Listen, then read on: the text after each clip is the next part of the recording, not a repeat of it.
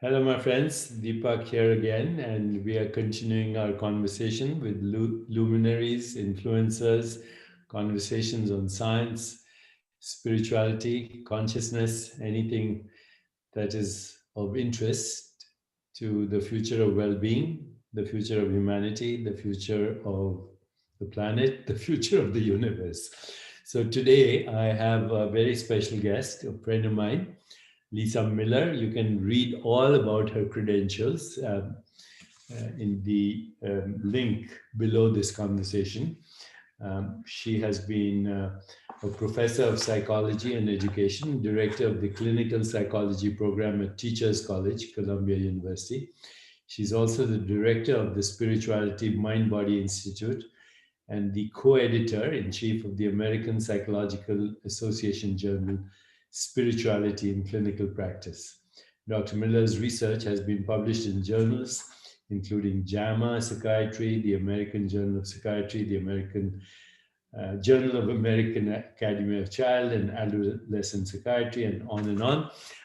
You can read all that later. But today, uh, I have the very special privilege of speaking to Lisa.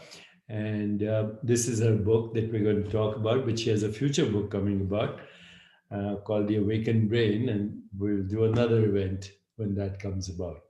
So thank you, Dr. Miller. Thank you, Lisa, for joining us. It is an honor and such a joy to have a conversation with you, Deepak. Thank you for including me. It's a delight. So I've been reading your book, but also some of your other work and notes.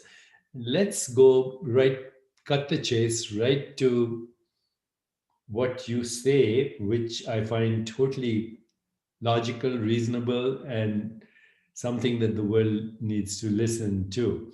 You are saying that children, particularly younger children, before they are bamboozled by human constructs and language into the separate self, actually are non-local beings and, and they know everything at the level of pure knowing without having to label it as such. Please explain. That's a beautiful synthesis. We know from science that just as we are born inherently physical beings and emotional beings and cognitive beings, every single one of us on day one is born an inherently spiritual being. And with that comes what scientists have identified as implicit spiritual cognition, ways of knowing, ways of seeing that are our birthright. For example, a very young child will perceive, not just believe, but see and know continuity of consciousness, continuity of spirit after death, unless socialized otherwise.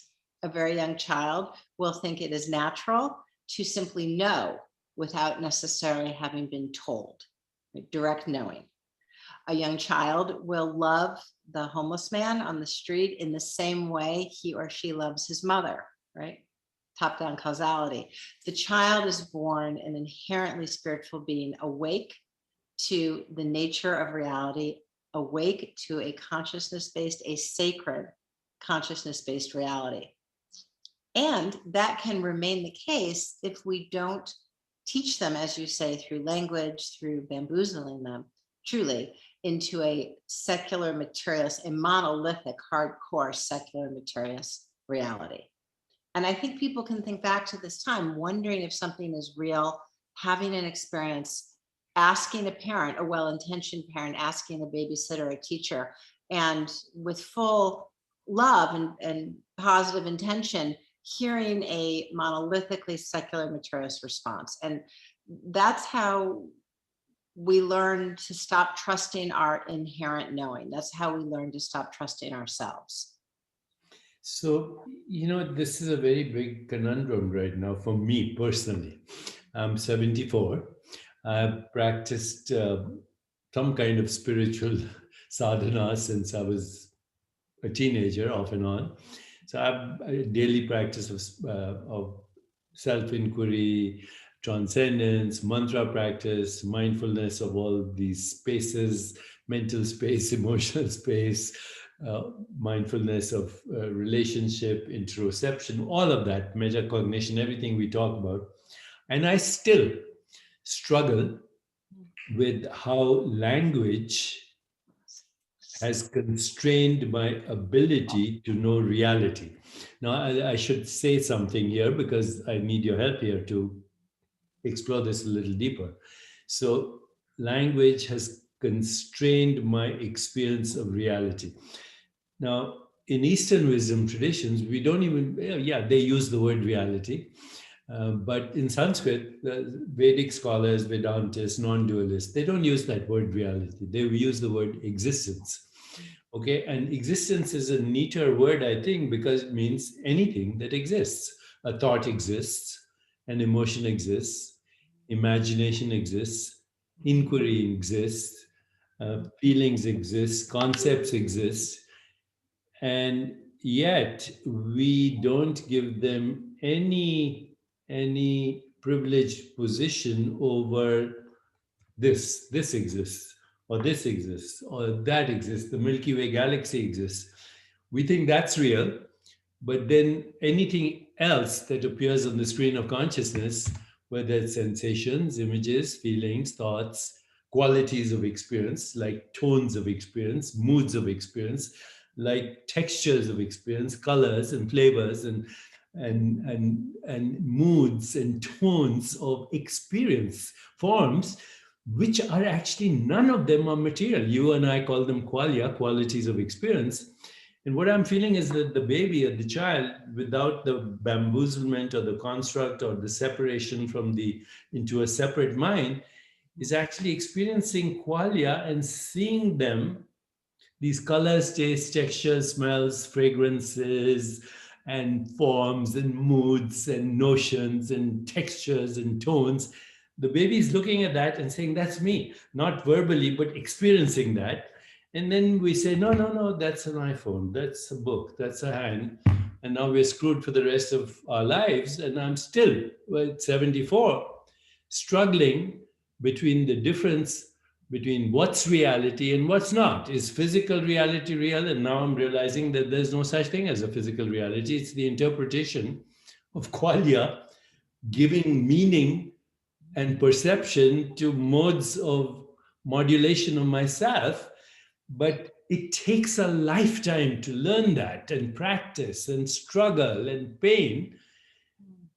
And yet, language is also part of evolution. You know, I'm looking at these books here and these magazines in my hand, and I was just thinking, you know, we didn't invent language. Language is an activity like anything else of the universe through us, through Homo sapiens, but it did separate us from Yeah. reality. And now we think reality is only physical and that physical body is real, but thoughts are not real. And actually, consciousness doesn't even come into the play. So, how do we deal with this? I know we should honor the spiritual child and learn from the spiritual child. You also mentioned in your notes that teenagers struggle. And I have a teenager right now, you know, Malika's younger daughter, she's a teenager and she's questioning everything that we take as normal, which is the psychopathology of the separate self. How do we address that?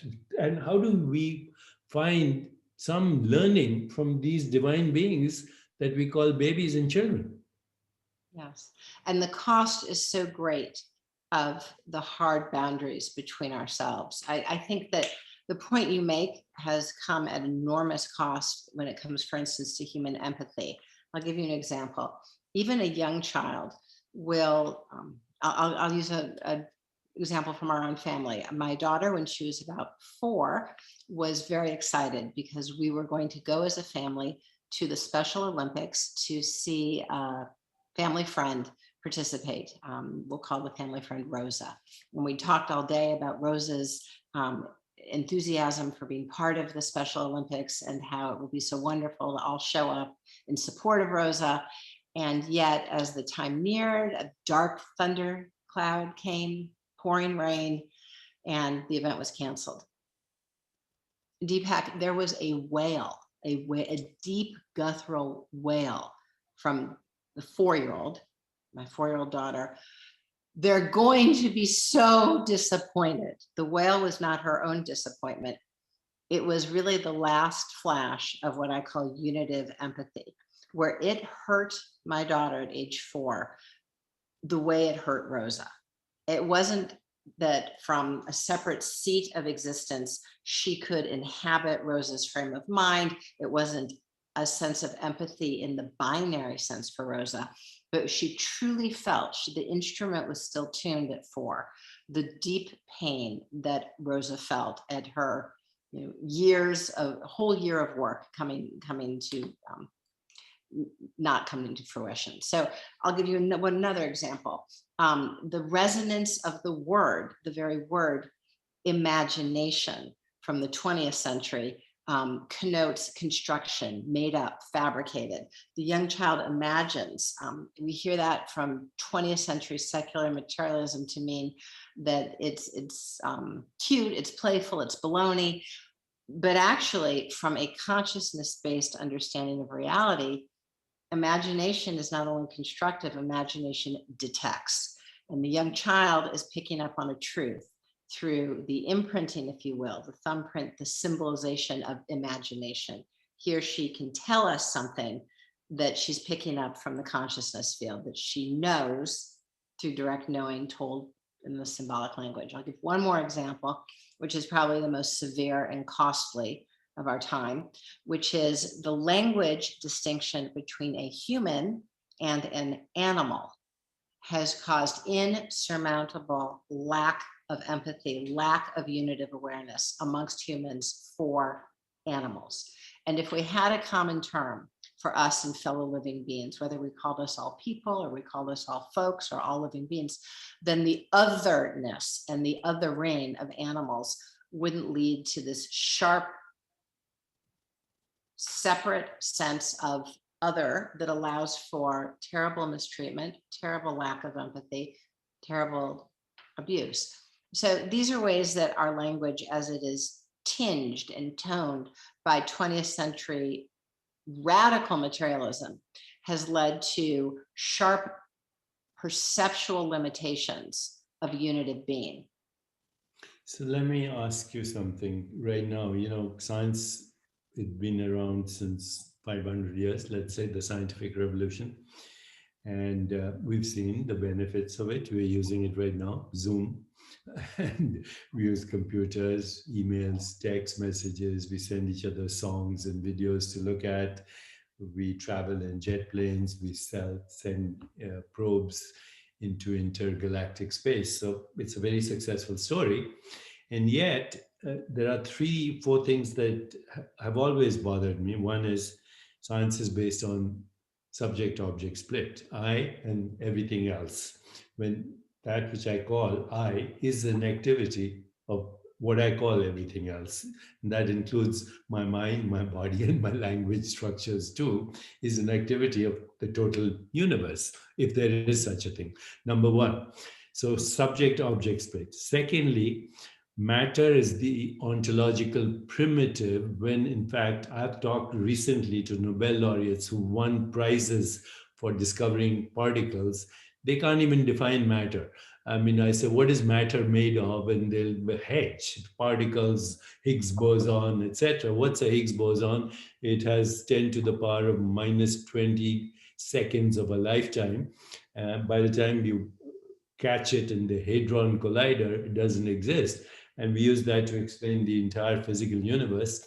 In fact, what we call the physical universe is another construct based on perceptual activity in humans, which brings to the front the basic problem with science, which is naive realism. So, in 1930, I saw a conversation or read about a conversation between Tagore and Einstein. And, Einstein is one of the greatest geniuses of our times.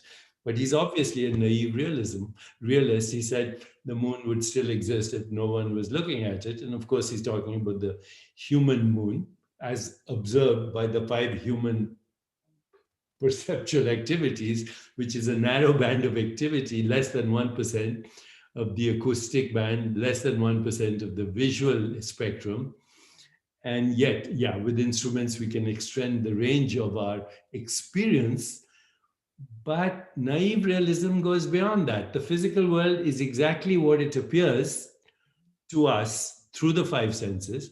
It would exist as it appears to us through the five senses, even if no one was looking at it. Never mind that dolphins have their own moon and horseshoe crabs come from the depths of the ocean on a full moon night to mate when they can't even see it.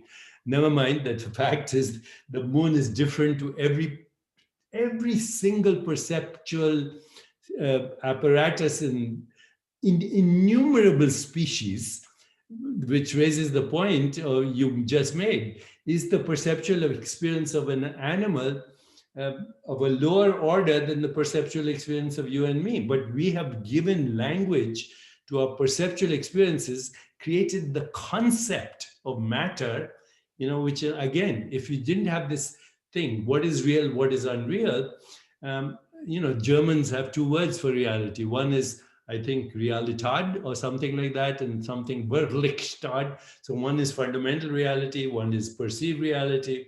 I spoke to Wilczek the other day, Nobel laureate. He says fundamental reality is charge, spin, and mass. So I said, okay, explain that to me. Spin. Does spin exist in the physical world as a material entity? Because he said spin, charge, and mass, told me this, are structureless entities that govern the whole universe, but they cannot be located in space-time as structures. They are dimensionless, structureless, and yet physical entities that govern the universe. And I was thinking to myself, is spin just activity, and charge just transformation, and mass just inertia? These are qualities of consciousness and not of matter to begin with. So this is the struggle of language, and also how we treat animals, because we think our reality is real, but not theirs. That's right. That is perhaps one of the most poisonous concepts in our global culture, not entirely fully across the globe, but for the most part across the globe, that somehow animals don't feel the way we feel or experience pain or love the way we do. And there's been some work in good labs that show that the same neural correlates that we humans experience in love, so too does a dog.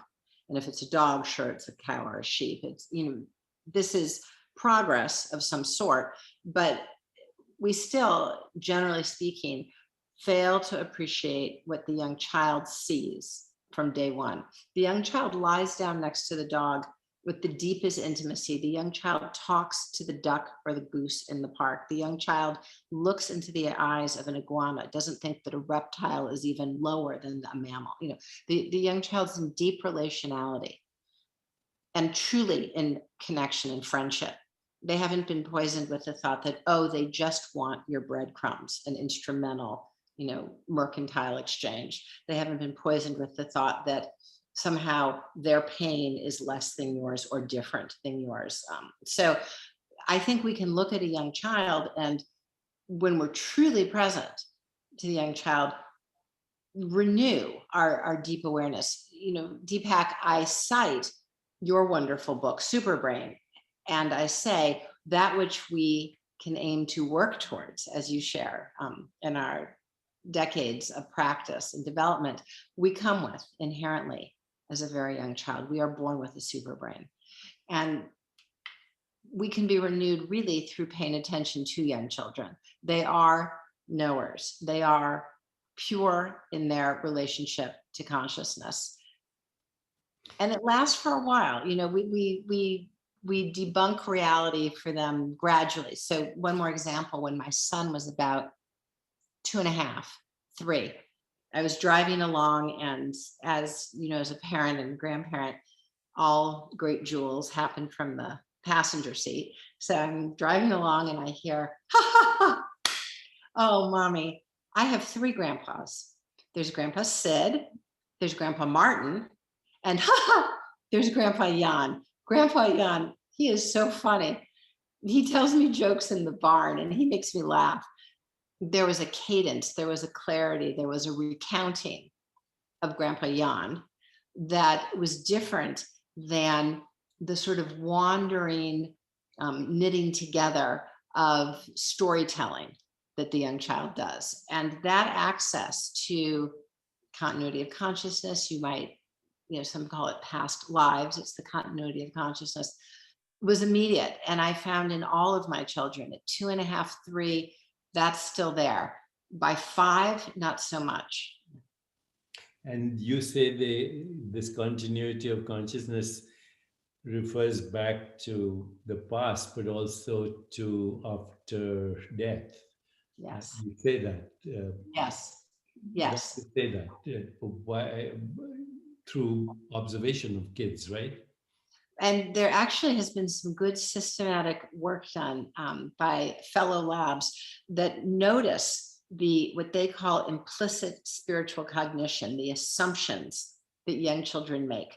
Most of the work published within mainstream psychology doesn't go so far as to say that they are inherently conscious beings. They only go so far as to say, which is still in and of itself a contribution, of course, that there are patterns of thought, assumptions about the nature of life that the young child has. And one of them is indeed continuity of consciousness. When I look at children, very often I will hear them talk about a grandparent or a great aunt, someone who they never perhaps met physically, but who they know. This is very, very common. Whether it's a grandparent who loved them so and appears to the child, or it can be just a direct sense of knowing. One of my favorite stories is my youngest child picked up one of her little pink Princess Playphones one day and said, "Mommy, Mommy, Aunt Franny's on the phone." Aunt Franny's beautiful. And of course, at this point, my daughter was dressed in the princess motif, pink frill. Oh, Aunt Franny, she looks so lovely with her jewelry and makeup. My daughter had never met her great Aunt Frances, and I'm quite sure we'd never even mentioned great Aunt Frances, who'd passed many years before, but had some notion of Aunt Franny. This is something that we all have available to us. Again, if we don't shut down the passageways. And it's really only half an inch under the surface if we pay attention to it in ourselves. The young child is really a statement of the fullness of our knowing, the avenues of perception and direct connection that we all have. See, my struggle right now is that we are, as scientists, and we think of ourselves as very intelligent, clever, we publish papers, we have academic jobs. But as scientists, we are the fragmented mind trying to study the whole mind. We're already at a disadvantage because we're trying to say neural correlates this, epigenetics, come up with even more constructs to explain the wholeness that is already there, and never actually having a solution experientially, which these babies have. That is beautifully put. That is the story. They are fully present to existence, as you say. You look at a child, by the way, a baby, and you see the quality of attention when they look at something. It's almost like an animal that is fully present unless threatened. The quality of awareness is so immediate and present that to the ordinary scattered mind, it's almost bewildering. And with that, the awe and the sheer delight. I mean, the look of a newborn is the look of someone who's 800 years old. The expressions are profound and intense. And, if you think of the oldest elder you ever knew and then multiply that by a factor of 6 or 8, it's with that intensity and wisdom and irony and humor.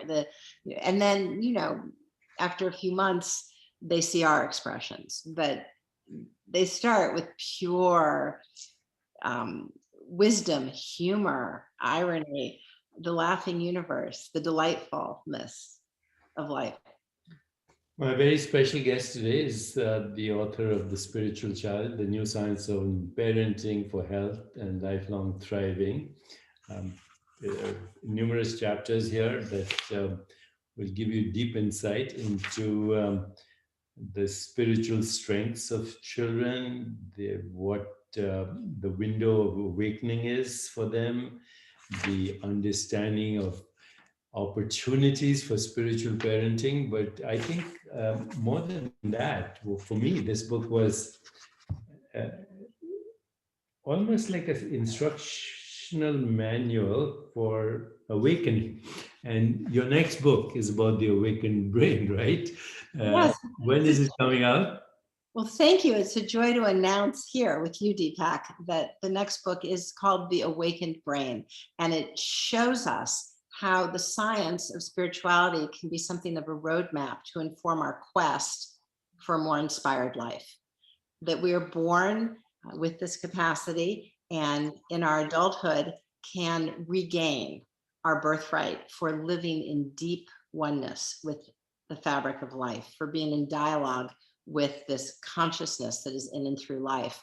And if we choose to awaken to the foundational consciousness in life, life becomes much more full, much more vivid, and we actually are far more pragmatically in tune because we're aware of the world as it really is. So I'm delighted to share here with you that The Awakened Brain will come out in August of this summer. I hope to have you on a podcast or here, wherever, when